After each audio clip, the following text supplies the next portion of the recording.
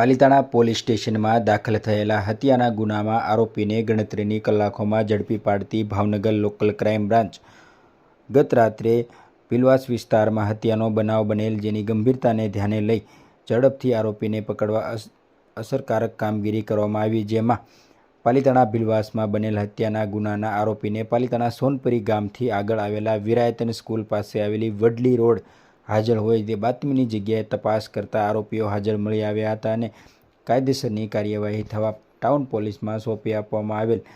આમ પાલિતાણા ખાતે બનેલ હત્યાના ગુનાના આરોપીને ગણતરીની કલાકોમાં જ પકડી પાડવામાં આવ્યા છે, જેમાં 5 આરોપી ઝડપાયા છે. તેમાં લખુભાઈ રામજીભાઈ પરમાર, કાળુભાઈ લખુભાઈ પરમાર, ડાયાભાઈ લખુભાઈ પરમાર, રાજેશ ઉર્ફે રાજુ લખુભાઈ પરમાર અને રોહિત લખુભાઈ પરમાર.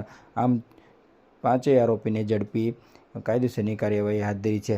શાશ્વત ગુજરાત ન્યૂઝ, પાલિતાણા.